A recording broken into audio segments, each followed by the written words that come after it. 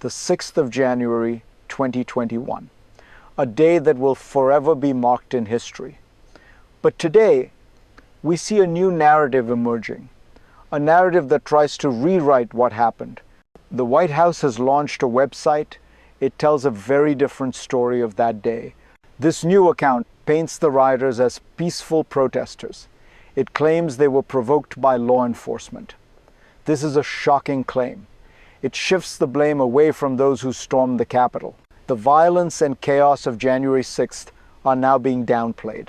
According to the new narrative, it was all caused by police actions. And what about Donald Trump?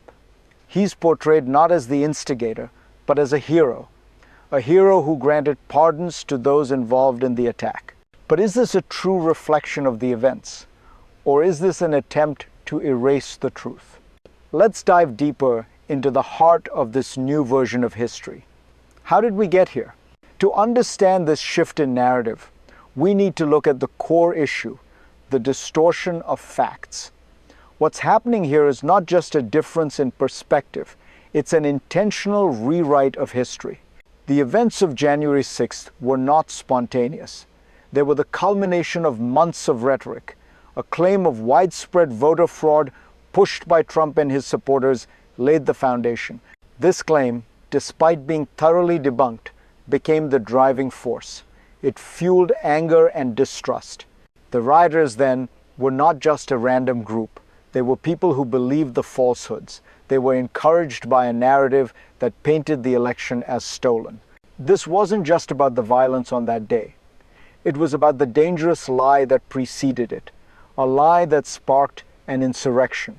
But why then is the White House attempting to erase this truth? Why create a new story that conveniently ignores the facts? Now, let's dive deeper into the origins of this narrative.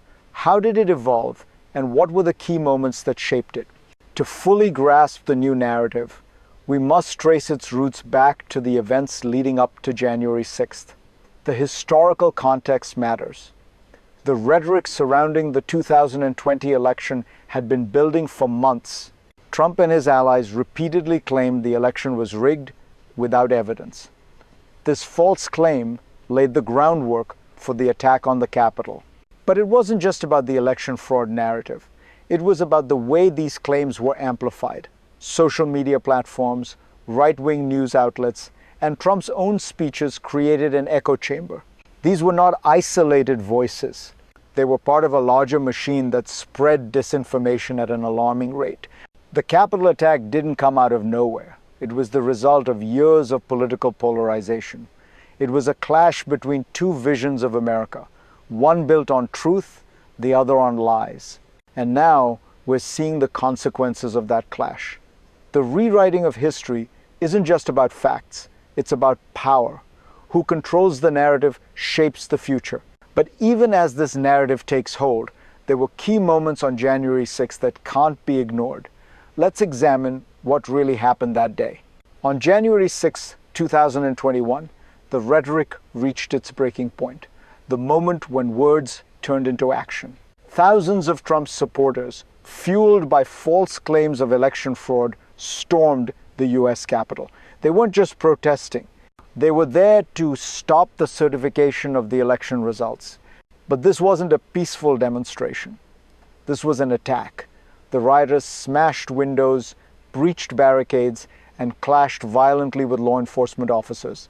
The chaos was unimaginable.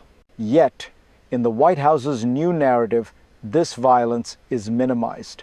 The website claims the rally was orderly and spirited, with flags, signs, and chants supporting Trump. The reality couldn't be further from this portrayal.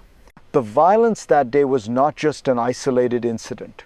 It was a direct consequence of a narrative that had been built for months, a narrative that pushed people to believe in a false reality. And now, the White House is trying to rewrite the significance of that violence, to shift the blame away from the rioters and onto law enforcement. But the violence didn't stop there. What followed was even more troubling. Let's look at the hidden forces at play behind the scenes. Behind every crisis, there are hidden forces at work. And January 6th was no different. The new narrative, pushed by the White House, claims that law enforcement intentionally escalated tensions that day. They suggest police tactics like using tear gas provoked the mob into violence.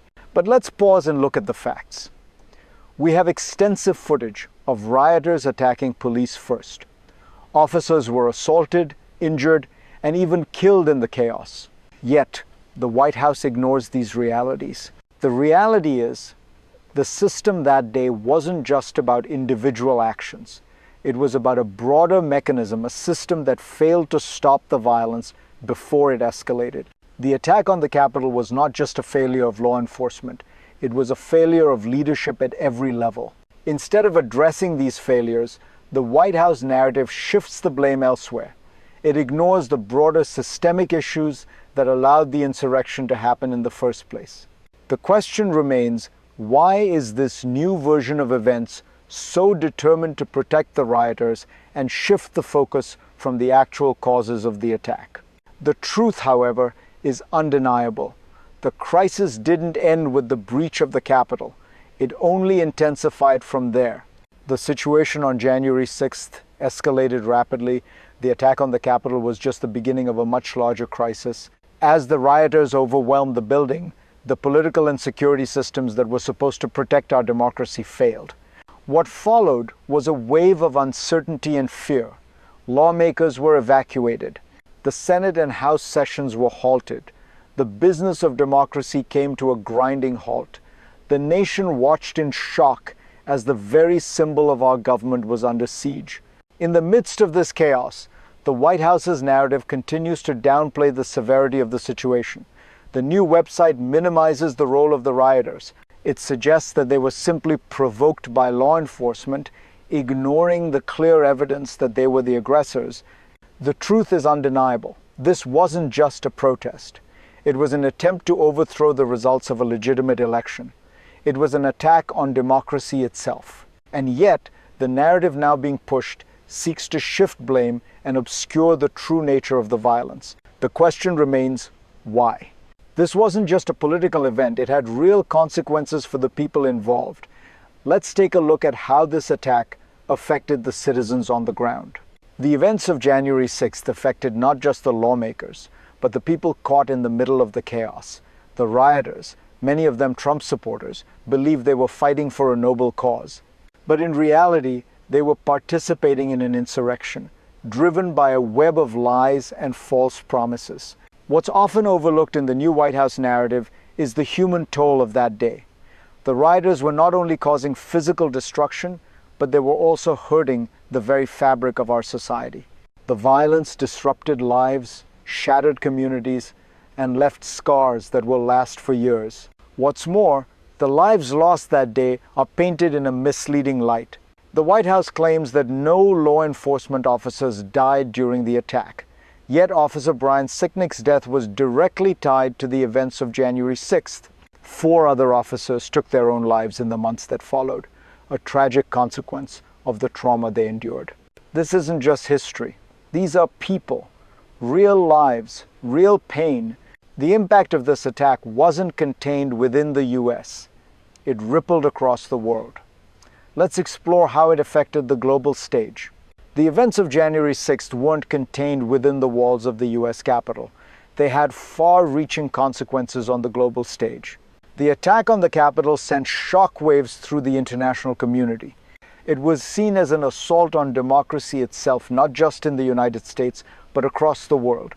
Countries that looked to America as a beacon of democracy watched in disbelief as our own political system was under attack. The images of the Capitol being stormed were broadcast around the globe, a chilling reminder of how fragile democracy can be. But the effects didn't stop at the borders.